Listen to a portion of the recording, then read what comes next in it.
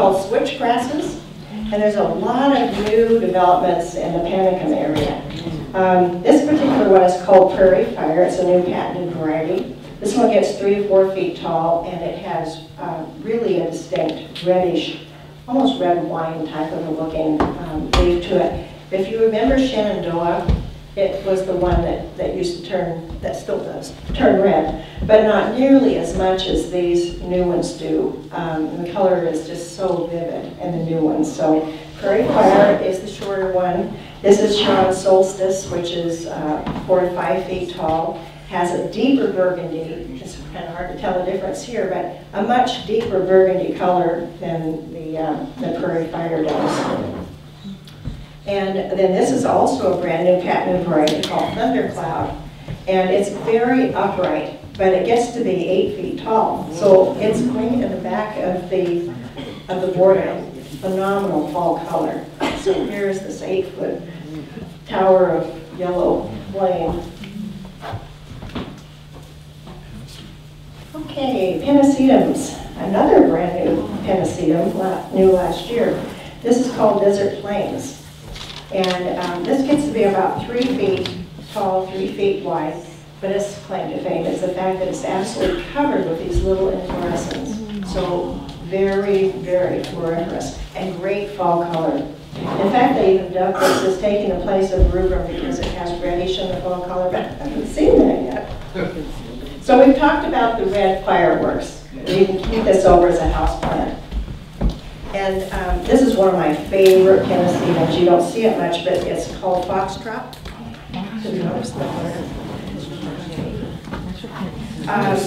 This is the tallest Pennisedum that there is, and it has these cute little whiskers on the end of it. They're very upright, so you don't plant them among other things. They won't flop over. And the inflorescence, when they're in the ground, really are about twice this size. They're really pretty effective. And very nice fall color. How much sun does that one need? It would love full sun. Pennisedums are warm season grasses, and they really do love the sun. Now, a rule of thumb is if the grass has a little bit of variegation, it will take more shade than one that's solid green. So just keep that in mind. Okay, besides ornamental grasses, we also, oops, got a few more over here. Okay. We also raise clumping bamboo, which has been very good because so many people say, well, I want something about 8 feet tall, I want it evergreen. Well, most of the warm season grasses are not evergreen. So this is the answer to that. And I found two that are wonderful in full sun, which most people, if they want grasses, they have full sun. This one is Spargesia wolong, and it has much longer leaves. In fact, in the ground, they're much bigger than this, but it's a tall one, 12 feet tall, and this will take full sun. The other one that is just the mainstay for us is called rufa. It's a Spargesia rufa. And this one gets 8 feet tall and about 6 feet wide at the top. But what happens in a clumping bamboo is rather than the rhizomes running out 20 feet, these just turn around and come right back up in a clump. So what you end up with is a very dense clump. So if you want to screen out something, this is a really good solution for that. And like I say, it is evergreen. And your neighbors will like it. Yeah, right. No running bamboo. Okay, we also raise phormium. We have maybe 20 different varieties of phormium. I really like them. Last winter we've raised them for 10 years. We've never had a winter like last winter. It just seemed to turn them to mush. The thing about it is they need really good drainage. So when you plant them on a little mound, put in some quarter tin gravel, because the winters, they'll do fine most winters here, but if you have extra drainage, that's really good. And also remember that if you have them in a pot, they don't like to have their roots frozen solid. They will die if they have the roots frozen solid. So if they're in a pot, you need to protect them with some bubble wrap or put them in the garage or plant in the ground. We only lost a couple of phormiums that we had in the ground. They all came back from the roots. Now, we had a lady from New Zealand at the nursery a couple of years ago, and she said that they cut their formulas down to ground every spring. And they come back better than ever. So I haven't tried Don't that. try that. Yeah. No? Don't try it? It doesn't work? Well, It's You not the have nursery 2 person, so years before it looks good. it has to be 2 years before they look good. you get Yeah. time for you to move to New Zealand. Okay, so this particular one is Yellow Wave, and I like this one a lot because it has the recurving leaves and the yellow, bright yellow, all winter long. I look out on one out in my kitchen window and I just love it all winter long. It's just this bright little beacon out there. And this is another one that I really like. It's called Cream Delight. It only gets about 2 feet tall. And it has this wonderful binder variegation, and so it's really light and bright. Also, Grow in the shade. no, No. well, maybe a little shade, depending on how much. It's certainly not full shade. Formulas really do like the sun. Okay, this is such a cutie. This is called blue grama grass, and it's a prairie grass. I know that prairie grasses are a little bit later to come up in the spring, so be patient with them.